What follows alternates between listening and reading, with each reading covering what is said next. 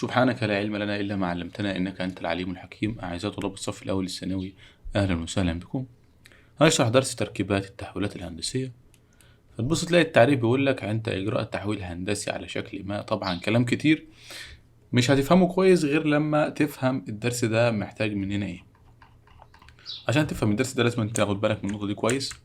هو اسمه تركيب التحويلات الهندسية.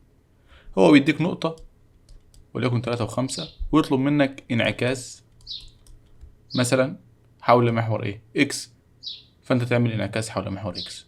تمام، تبقى 3 وسالب 5. ثم بعد ذلك بيطلب منك مثلا دوران او انتقال زي ما هو طالب منك، يعني بيطلب منك حاجتين: انعكاس ودوران، او ازاحة ودوران، او هكذا. ده الفكرة بتاعت الدرس. تعالوا بينا نشوف. يعني مثلا عندنا السؤال دوت بيقول لك طالب منك انك تمثل بيانيا النقط ديت وتجيب الصور بقى تحويل هندسي مركب. شوف مطلوب ايه. اول حاجه مطلوب منك ازاحه اللي هي الانتقال، يعني مقدارها وحدتين الى اليسار. وبعد كده طالب منك انعكاس حول محور اكس.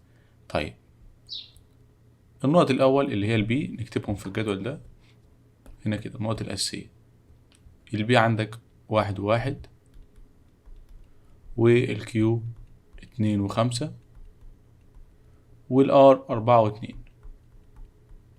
خلاص دي النقط الأصلية بتاعتنا. بعد كده طالب منك إزاحة مقدارها وحدتين إلى اليسار. خد بالك إن يمين ويسار ده بيغير في الإكس.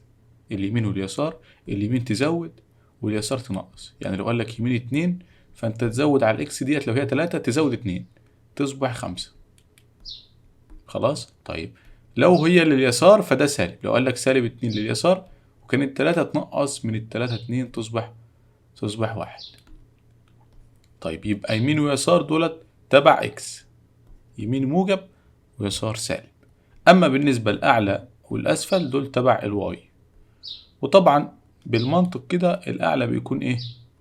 الاعلى بيكون موجب والاسفل بيكون سالب. يعني لو قال لك 3 خطوات مثلا لاعلى وكان هنا مثلا 2، فانت هتزود 3 على الواي اللي هي الاتنين دي، يبقى تصبح كام؟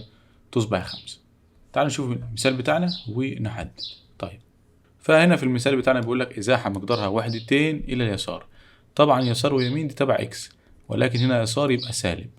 وحدتين يعني 2، يعني يبقى المفروض تنقص 2 من الاكس.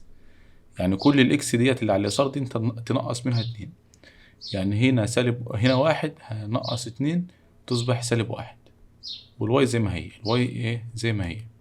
طيب 2 نقص منها 2 تبقى 0. 4 ناقص 2 تبقى 2. حلو، ده كده انا عملت الازاحه. بعد كده طالب مني انعكاس. طيب الانعكاس ده انفذه على النقطه الاصليه ولا النقطه الجديده؟ لا، النقطه الجديده اللي هي اللي حصل لها ازاحه. انعكاس حول محور اكس. احنا عارفين ان انعكاس حول محور اكس بنغير الواي، بنغير اشاره الواي. طب الواي هنا ايه؟ الواي هنا موجب اخليها سالب، ال5 موجب اخليها سالب، الاتنين التانية ديت موجب اخليها ايه؟ سالب. يبقى انا كده عملت الايه؟ الازاحه وعملت الانعكاس. اما بالنسبه للتمثيل فالتمثيل سهل جدا، محتاج بس تكون ممتاز في الاشارات. يعني عندك البي 1 و1، 1 وتطلع بالاسانسير 1. هنا البي. الكيو 2 و5، ادي 2 تطلع 5. دي الكيو. والار 4 و2، 1 2 3 4 وتطلع 2. توصلهم يطلع معاك ايه؟ مثلث. طبعا اوصلهم بالمسطره يكون افضل. طيب نروح للازاحه. ناخد لون تاني وليكن الازرق. سالب 1 و1، سالب 1 هنا على اليسار وتطلع 1 كده. يبقى ديت البي. 0 و5 خليها بي شرطة، يعني هنا خليها بي شرطة، كيو شرطة، ار شرطة. 0 و5 هذا 0 وتطلع بالاسانسير لحد ال5. 1 2 3 4 5 هنا كده. دي كيو شرطة. والأخيرة الار شرطة 2 و2، 1 2 هنا كده. دي الار شرطة. فتلاحظ ان حصل ازاحة، يعني المثلث الاحمر انزاح شوية كده، اتاخر شوية كده يعني. تعالى بقى نشوف الانعكاس ونخليها مثلا باللون الاخضر. طبعا هتبقى بي شرطتين وكيو شرطتين وار شرطتين، سالب واحد وسالب واحد، سالب واحد وهنا سالب واحد، يبقى هنا يبقى ديت البي شرطتين، كيو شرطتين صفر وسالب خمسة، صفر وتنزل لسالب خمسة، واحد اتنين تلاتة أربعة خمسة.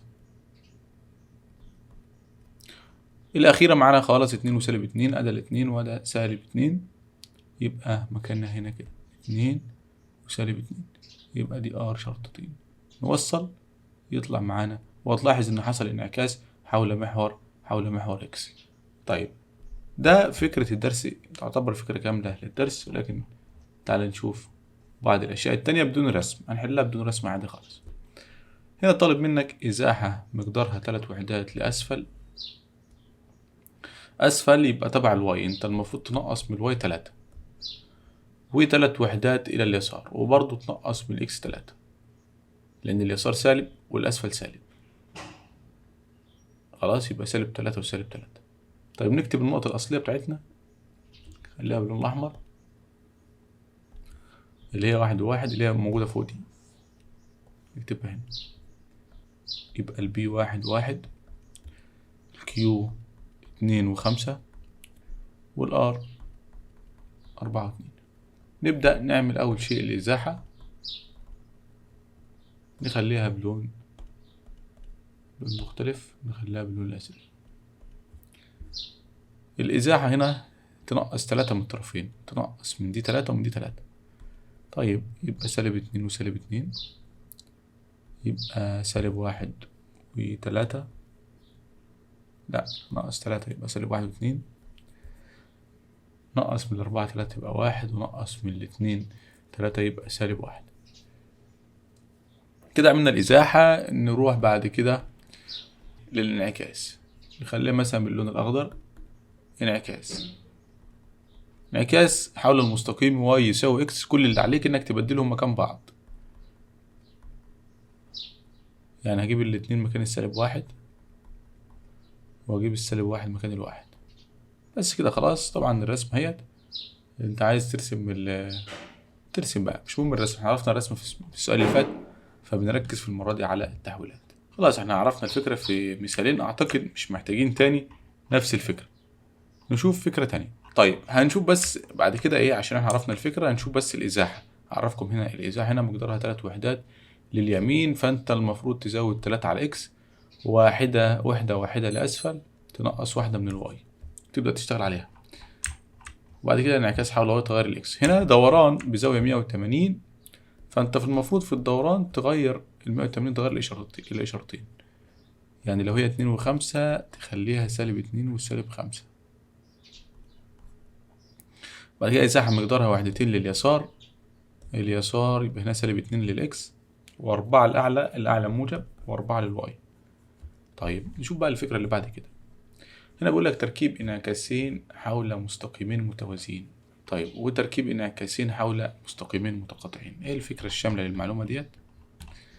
هنا الفكرة الشاملة للمعلومة دي بيقول لك إذا كان عندك انعكاسين حول مستقيمين متوازيين، يعني أنت عندك مستقيمين متوازيين اهمت وحصل انعكاسين. طيب ناخد الفكرة دي ازاي؟ مثلث اهو حصل له انعكاس يصبح بالشكل ده، حصل له انعكاس تاني يصبح بالشكل ده. لو لغينا اللي في النص دول تحس ان هي حصل ازاحة. يبقى انت عندك، لو انت عندك المستقيمين متوازيين يعطوك ازاحة، خليك حافظها كده، لو المستقيمين متوازيين وحصل انعكاسين فالإجابة تكون إزاحة. لكن لو المستقيمين متقاطعين زي بالشكل ده كده، هذا الانعكاس الأول، ثم بعد كده حصل انعكاس آخر، فالعلاقة بين الأول والأخير علاقة دوران. يبقى من الآخر لو المستقيمين متوازيين فيعطوك إزاحة، لو المستقيمين متقاطعين فيعطوك دوران. عرفت تفهمها فهمها، ما عرفتش تفهمها احفظها، لأن النقطة ديت مهمة جدا جدا، أتمنى تكونوا فهمتوها. خلاص هنشوف السؤالين الأخيرة دول آخر سؤالين معانا في الدرس النهاردة. عكس مثلث حول مستقيمين أفقيين متوازيين المسافة بينهم 4 سم، أي مات يعد أفضل وصف للتحويل الهندسي. طيب مستقيمين متوازيين، إزاحة بمقدار 4 سنتي لليمين، إزاحة بمقدار 8 سنتي إلى الأعلى. طيب عكس مثلث حول مستقيمين أفقيين أهو. طيب يبقى كده، وبعد ذلك كده. يبقى العلاقة بين الأول والأخير علاقة إزاحة، حصل علاقة إيه؟ إزاحة. المسافة بينهم 4 سنتي، ولكن هتبقى الدبل، هتبقى 8 سنتي. فاحنا هنلغي الأربعة دي، نلغي الأربعة دي ونلغي الأربعة دي.